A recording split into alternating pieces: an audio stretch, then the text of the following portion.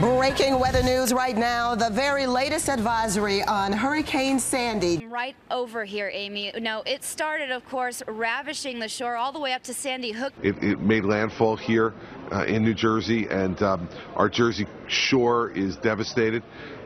We have almost no power in the city of Newark because of the tidal surge up the Raritan and Newark Bays. The East Coast is being pummeled with the power of a record-breaking superstorm. Oh my God, it's washing everything away!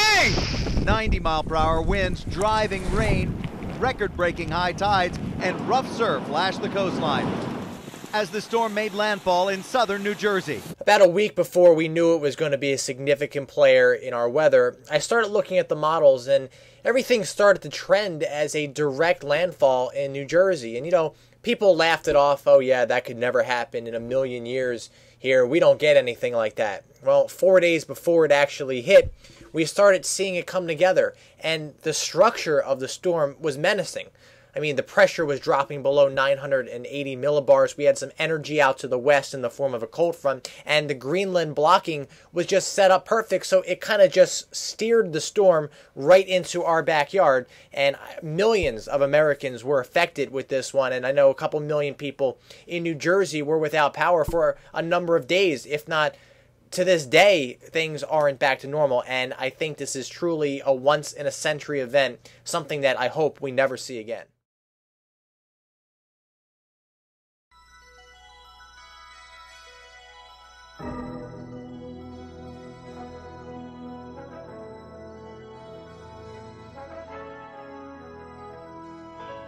Throwing around this idea of a village volunteer corps, and the premise was a group of people that would help out in maybe a soup kitchen or at the food bank.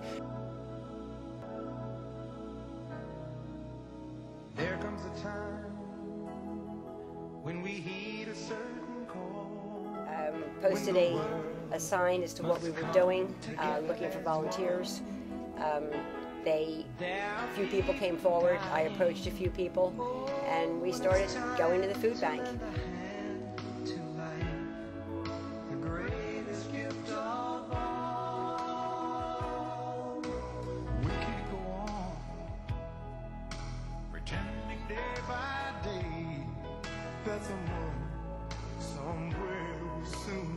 Harry and Nick gathered a group together to help for a beach cleanup and helped an associate whose home was destroyed.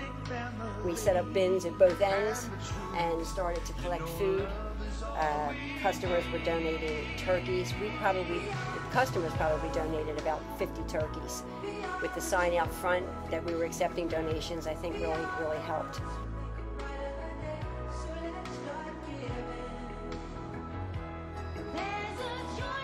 Just a couple days after the storm, I received a call from Harry B. asking me if I could get together a group of people and really get this Village Volunteer Corps going. So I asked a few people, and I had a turnout that was simply amazing.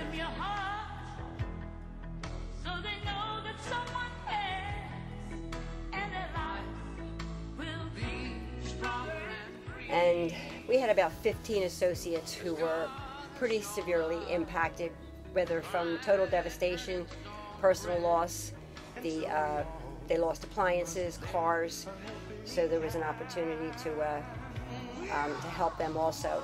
It gave Village Volunteer Corps an opportunity to really kick into gear. We had a very specific route to take now. I found out that there were many people who really wanted to volunteer but didn't know where to get started. So it was becoming apparent that the areas around us were in dire need of assistance. So again, Habitat for the Humanities had an office set up in Ventnor. Joe approved a $300 gift card for us to help them. Shore Fellowship Church, they were reaching out to Atlantic City schools. They were asking the children how the hurricane affected them, and they were appalled at what the answers were. They were hungry.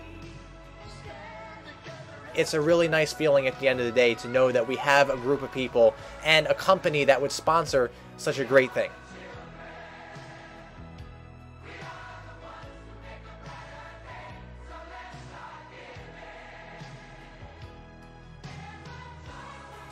with all of this being said, I really do feel as though we have laid the foundation of the start of the Village Volunteer Corps. We walk out of there feeling like we've really just made a difference. So that's just one agency that can use the help. But I encourage you to reach out to Nick and myself and Harry, and to if you have anybody in the store, and we'll try to line things up going forward. There's a choice